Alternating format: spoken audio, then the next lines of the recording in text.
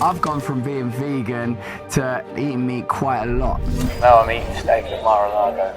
Funny how the world changes. He was just being A well-known online figure, Chef AJ, has recently opened up about her diagnosis of stage 3 lung cancer. I feel so sad for Chef AJ that she was literally like, I felt like I couldn't say this because I felt people were going to judge me and basically say I got cancer because I was vegan. Other than being scared to death and having terrible anxiety, I have no physical symptoms of cancer. She's explained in a recent video for the first time that she's had this lung cancer for nearly 2 years, has only gone public with it now. Let's go to the clip. But some of the people, even prominent people in the plant-based world, thought that I shouldn't share it because it could hurt veganism. And people will say, see, the diet doesn't work. She did it for almost 50 years and she still got cancer. And I wanted to share this because I happen to know that there are a lot of people with cancer that are in my position that are much more prominent than me as influencers or people in the vegan world that are suffering in shame and silence, like I have been for 2 years, being afraid to tell anyone because, well, what about, I have a book coming out. How can I be somebody promoting health and wellness and diet and then be sick? But you know what? Veganism is 100% fatal because being human is 100% fatal. We're all going to die. Yeah. So I've got just some general stats on cancer just to share to kind of like start the discussion. So the NHS, National Health Service in the UK, says 1 in 2 people will develop some form of cancer during their lifetime. Medical News Today says in the US, it's 1 in 2 women and 1 in 3 men will develop cancer in their lifetime. And cancer research says that every 2 minutes, someone in the UK is diagnosed with cancer. And for some reason, the UK incidence is ranked higher than 90% of the world, which I found pretty mad. But like, I just kind of wanted to throw those stats out there because I feel like we need to have like a general discussion around cancer itself and then the aspect of like veganism and like being held to high account and all that kind of stuff. Shabnam, I don't know if you want to weigh in on the AJ discussion. Well, first, like, how sad. We all love Chef AJ, and she's been such a staple in our field for so long to provide so much inspiration. But I think that's what cancer is. It's a culmination of multiple risk factors that then proceed to being this disease. And what we see with Chef AJ, which I think is really pertinent, is that she talks about that she's been living with this for quite some time, for a few years now, and living what I would think is a pretty healthy life, given the fact that she has stage 3 cancer. Yeah. And what we find with cancer is that whole food plant-based can mitigate, reduce the risk, but not eliminate. Nothing is 100% in research or in life. There is no guarantees, right? But the whole point in pursuing diets that are whole food plant-based is because they have an anti-inflammatory mechanism. They have a strong antioxidant effect. They do really good with hormonal regulation, right? And they enhance the immune system. But at some point, there are other epigenetic factors, including her genes. And as I think that's a very important fact to say is that cancer runs rampant in Chef AJ's family. And she was very, very vocal about that. All diseases, cancer especially, is multifactorial. And one of the things a lot of people forget about is genetics. And I have a really, really strong family history of cancer. So I mean, first degree relatives died of it, father, brother young, father older, grandfather, uncle. It's very difficult to fight your DNA. And you can only do it for so long. And she mitigated for a very long time. She has spoken a lot about how she's been living this healthy plant-based life for a number of decades. But I believe before that, she had quite a weight loss journey. So I don't want to make any assumptions, but based on the conversations I've had with her, it's not like she's been brought up and grown up from the age of 0 on a whole food plant-based diet. But number 2, the main point is that even if somebody has been whole food plant-based for their entire life, that doesn't mitigate against total risk of getting anything, right? Absolutely not. Absolutely not. And that's the sad part, is that we can do as much as we can to minimize risk, but there's no chance to completely eliminate risk. Yeah, it's so true. And like, I don't know about you two, but like, I find this really kind of sad and frustrating because I just feel like vegans are held to such a high account in every way, whether it's like health or like how you speak about animal rights or all this kind of stuff, in every single way. And the sort of level that like omnivores don't hold themselves to these standards, but they'll turn to us and be like, see, she got cancer. It's like, do you know what I mean? It's like, I feel like vegans can't do anything right, and I feel so sad for Chef AJ that she was literally like, "I felt like I couldn't say this because I felt people were gonna judge me and basically say I got cancer because I was vegan." I'm a good sleeper, and I didn't sleep very well last night because I was nervous whether or not this was the right thing to do. And I've been talking to a lot of different clergy people of all faiths. But one of the things one of them said to me is, what are you afraid of? And I said, well, there's these channels, and I don't even want to give them any dignity, that make hateful videos about me or vegans in general. And so the minister said to me, she said, what could they possibly say about you or to you or do to you that's worse than having cancer? And I'm like, you're right. When is society gonna be like a bit more empathetic, a bit more compassionate? Like the whole point of veganism is to be more compassionate and to kind of like try to make the world a better place, but also from a health perspective. Like we've been talking a lot about health, but it's a holistic viewpoint, right? And I just find it really, I guess, irritating is maybe the word, where it's just like Chef AJ can't even admit something that's like super devastating to her because of fear of like the internet basically judging her. And I just find that a bit of a shame, really. Maybe there's a reluctance from plant-based people, vegans, because they know that it will be perceived as, oh, you're doing that vegan new thing.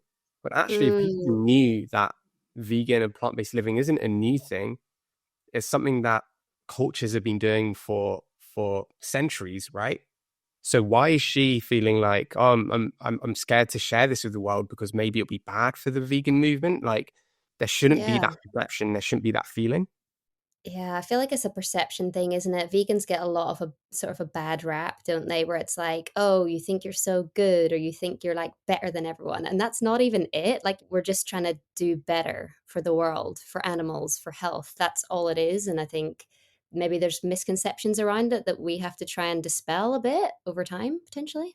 Agreed. Should we go to the next clip?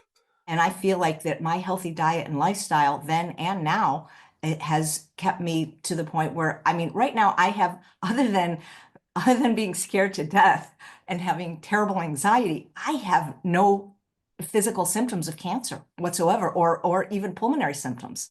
We all have cancer cells growing in us, and our immune system is trying to fight those. We try to decrease toxic burden, that we get, whether it's through the air or through the water or through our food.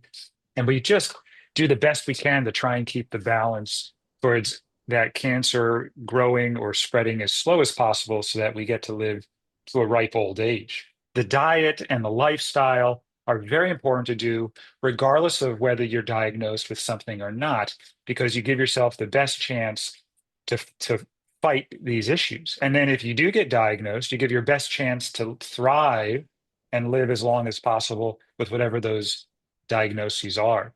Yeah. And that's what we're talking about. We're talking about reducing symptoms, reducing risk, reducing impacts. Like, she doesn't look bedridden. She's not on tubes. She is not in hospice care, and she's still stage 3.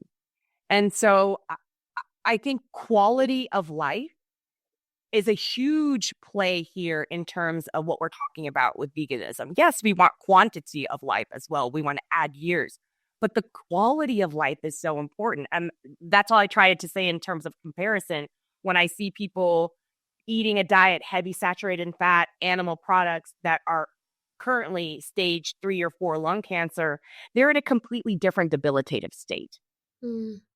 Well, I do want to agree with you, but as soon I was listening to this Chef AJ video, and just by coincidence, I came across an article titled "My Doctors Say I'm a Walking Miracle," and it's about how 3.5 years ago, a member of the public in the UK was diagnosed with stage 4 lung cancer, and she was told she would have between 12 to 18 months to live. That was nearly 4 years ago. I actually sent that to Chef AJ, not as I think you're going to survive or anything like that, but just this is a really weird coincidence. And she sent a really nice email back. I don't know you, I would love to speak with her in this show. I think she'd be an amazing guest to have. Absolutely. Definitely. Absolutely. Just to learn about like the mental aspect of it, right? Like she spoke a lot in the video about how everyone is emailing her and it's this big news when she tells people it's this, people don't know what to say. And it's like, whoa, everyone's going to die. Like we're all going to die. So absolutely tragic that she has been diagnosed with something that isn't afflicting her now, but might be in the future. But like, enjoy the present, right? Yeah, for sure. Okay, let's move on to the next topic. Plant-based meat and milk are as or more healthy than the same products made from animals, according to a new report. Michael Dearborn, aka Mike the Vegan, weighs in. Hey, it's Mike here, and today a very recent beef industry-funded study appears to show that plant proteins have the same muscle protein synthesis or muscle building effect as beef, aka cow muscle. And with their hypothesis, they seem to have specifically set out to prove that these incomplete plant proteins would not be as good, but the results shocked even me. The results were not teeny. They were proteiny. This study was supported by the National Cattlemen's Beef Association, a contractor to the beef checkoff. No matter which way you spin this is a really persuasive result for people that are going, oh, I have to have large amounts of animal protein at every single meal. I know several of those people. This study is very much saying that you don't. If we had different results, we very likely would have seen a Daily Mail article running a title along the lines of plant protein proven inferior to beef in new groundbreaking study. All vegans simultaneously die of protein deficiency. Now, that's why these studies are engineered from the ground up, why they're created in the first place. And I think in this situation, even trying to use whole wheat as a protein source, it still backfired. Like they tried to stack the deck, and the deck decked them. I think my favorite thing about this is that this study was actually funded by the Cattlemen's Beef Association or something. Like literally like the kind of the meat industry as we see it. And you know how people are always like, yeah, but like who paid for that study? They literally paid for this study themselves, right? And the hypothesis was supposed to be that the meat was going to come out and be better for building muscle. Protein synthesis. Absolutely. Yes.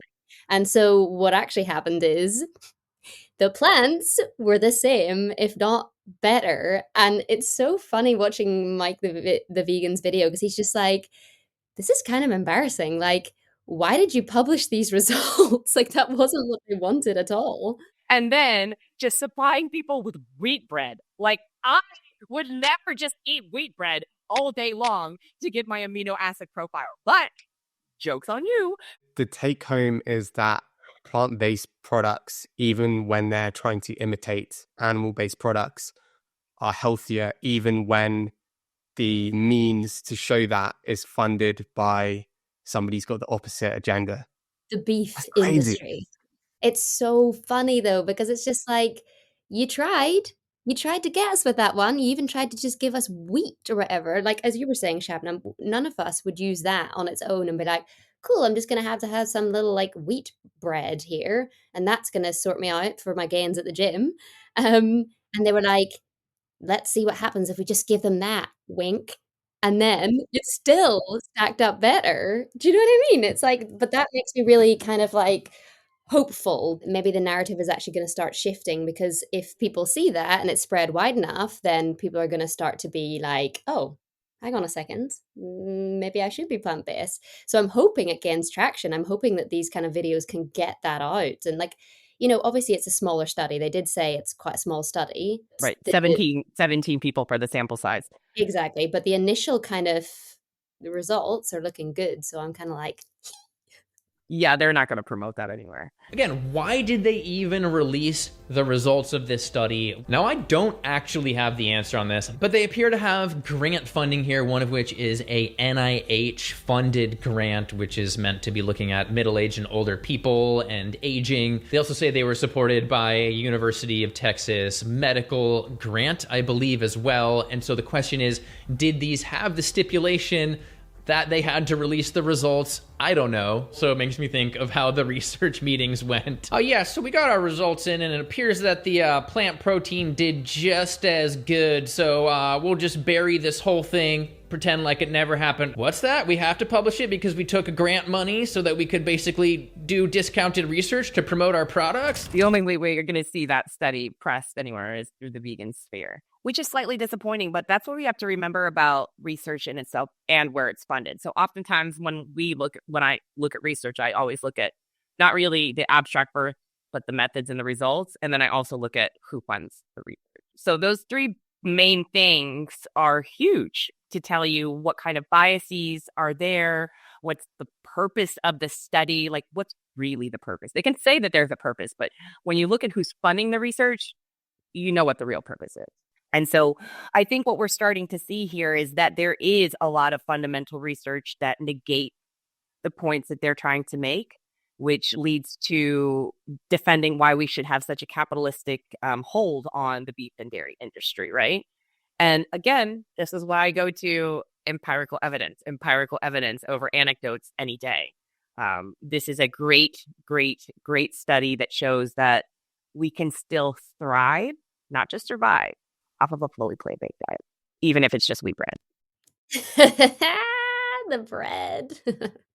Let's go to the next topic, to Russell Brand. I've gone from being vegan to being like I'm eating meat and eating meat quite a lot. Are you still on that whole carnivore tip? So I'm still just eating meat. I don't necessarily think the average person should just be eating meat, but for people who have insane autoimmunity or psychiatric issues and can't get them under control, it seems to work wonderfully. No, Russell. So I just want to go over quickly my experience with Russell Brand. So I don't want this. Wait a minute. This I want to hear. What was your experience with him? It was at a vegan event in 2021, and we're in the green room, which is like the backstage room, where people hang out before they go on the stage, because it's a big event. And Russell Brand came in. He was very up himself, is the only way to describe it. He would flirt with people. He would make jokes about everything, say to people, "Oh, nice trousers, wink, wink." Everything was a joke. Everything was about him being center of attention. And I had an interview lined up with him. It just took ages to organize, right? Because he was heading up with this event. He was the main speaker at this event. And so it's like a 10, 15-minute interview. It's a very short interview. And he wasn't even talking to me half the time. I'd ask him a question, and he'd end up talking to this is recorded, he'd end up talking to the videographer. And then the videographer was flattered, and then he would return. And I was like, guys, this is our interview. Perhaps you've fought tooth and nail to get this interview. What are you doing? And like, I took a photo of him, I just felt like he showed a complete lack of respect, both to other people and to the interview process that I was trying to coordinate. Just a reckless figure who had no respect, in my opinion. He was just being which is his persona, but obviously it's just not appropriate. But it's also what made him fabulous, what made him popular. But I also love the fact that it was entrenched in ideals and ethics and moral fiber, which I thought that all that eccentric personality was just the add-on. It was the media bit. But I don't think that's the case, unfortunately. No. For a while, he was a big, like, kind of almost like thought leader in the vegan movement, for like a few years, I thought. And so when I saw this video of him saying, "I'm no longer vegan," I was just like, here we go. Mar-a-Lago. My life's changed quite a lot. A little while ago, I was a vegan, living a simple life in Grays, Essex. Now I'm eating steak at Mar-a-Lago. Funny how the world changes. I used to love this guy. I also just think it's an attention thing from him. It's like the vegan community kind of shunned him a bit after all these allegations against him and his move away from the values that Shabnam was talking about. Like he had values that were similar to veganism before, and he's clearly gotten rid of that. And so he's like, okay, now what do I need? I need something else to make me more like, I don't know. I just think it's attention from him. And it didn't surprise me in any way. I was just like, yeah. Something happens where like it's easier to actually modify their beliefs versus their behaviors. For some reason, it's just easier to go, well, I'm not interested in sticking to this really hard intrinsic belief. Let me just eat meat. But then I think what you said, Sarah, was really interesting. It's like the vegan scene, the camp turn on him. This could be exactly what we are seeing from him, because he feels like he's got this resistance, restrictions on his behavioral freedom. And like you're saying, he's gone to this right-wing camp. It's this ideology by the population in which he's surrounding himself around that is saying that, no, this is constricting. This is not allowing me to freely follow my beliefs and thoughts and values. He just has literally gone from one extremism, I feel like, to another. And when I interviewed him, I said, hey, man, why don't you talk more about animal agriculture, not necessarily veganism? I mean, I do a lot of my advocacy through just talking about the fact that this industry is causing so much damage ethically, environmentally, from a public health standpoint, personal health.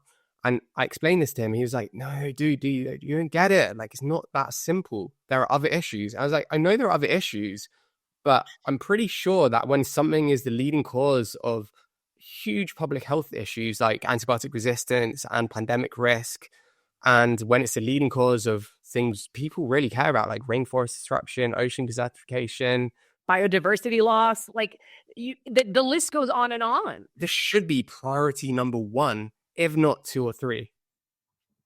Yeah. Especially when you have the privilege of resource and accessibility. It's not an issue of saying, I live in a food desert. I don't have the resources or the funds to eat vegan or to live a life that I want. That's not the camp he lives in.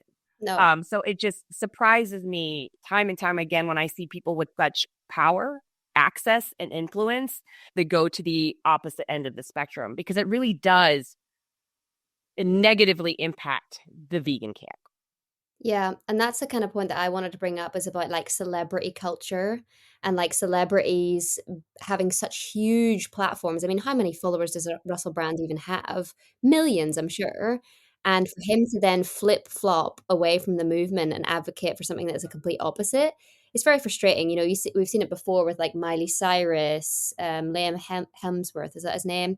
Recently we had Lizzo saying, oh, I just need to add protein back into my diet. And what she meant by that was animal protein, but it made it sound like vegans can't get protein. And so she just had to go back to eating animals because she needed protein. And that, you know, it's frustrating because these celebrities have a lot of sway, a lot of influence. People look up to them.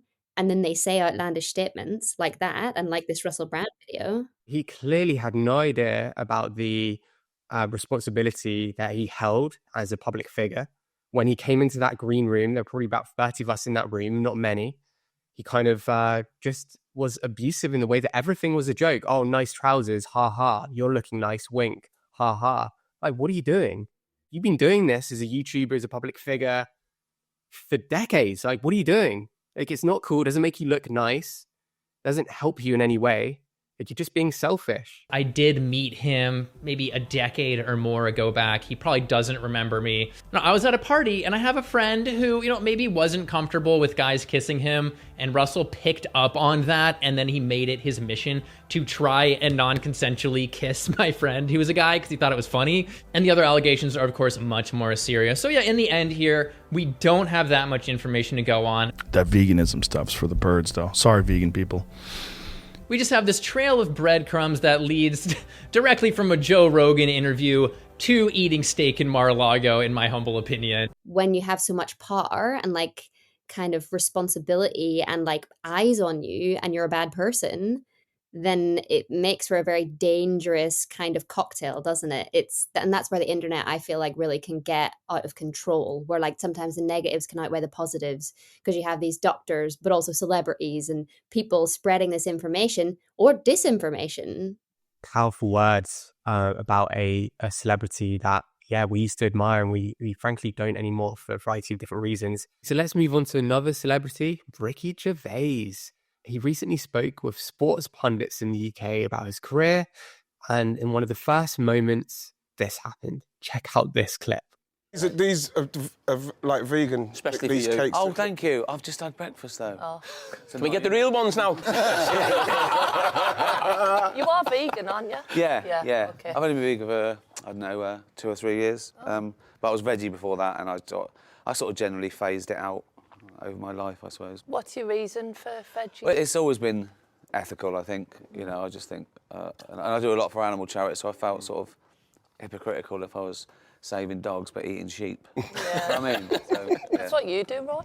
You save dogs and you eat meat. Wow. I brought the... I'm really sorry. I'm not the guest here. Focus on the guest. First time I've seen you speechless.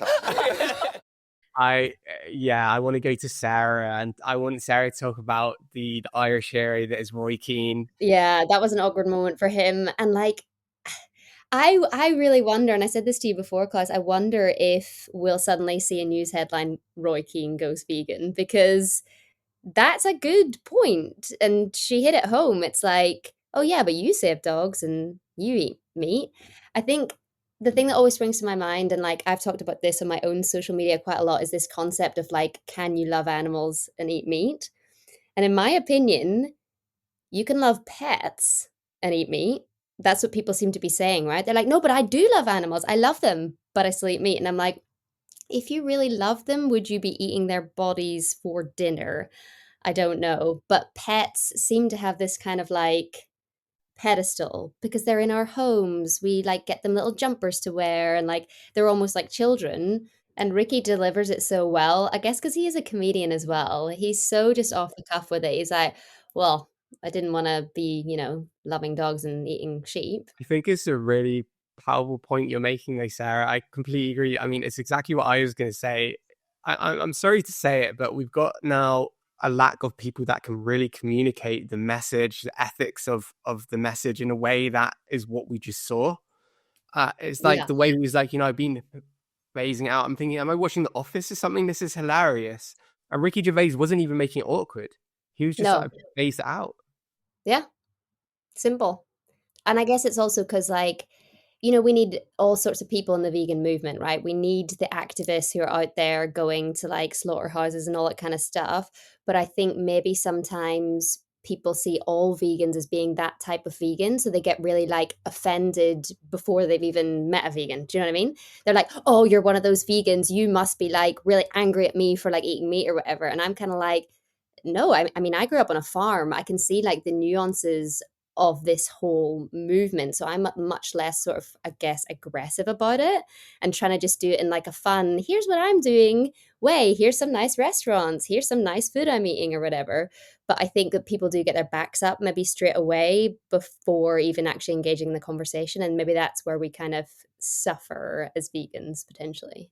I mean, how do you not suffer when you call out someone's cognitive dissonance? When they readily see the block that is being created is from their own being, that they've chosen that they are choosing this on a daily basis, every meal. They choose this. It's not because they have to, it's because they choose it. And I think that is where the frustration comes from, is that sometimes people feel like we're making them wrong because of the choices that they make. And that's not the interpretation that it is. You feel that you're wrong because of the choices that I make you feel bad, but that has nothing to do with what I said or how I feel. It's simply just a mirrored reflection of how you feel. Yes. And I think the biggest power for vegans is we could all learn something from Ricky Gervais, is being kind, having humility, not being poignant all the time about our facts and figures, and just letting our lifestyle kind of lead the conversation, because it seems like that host was the one that made the point, not Ricky.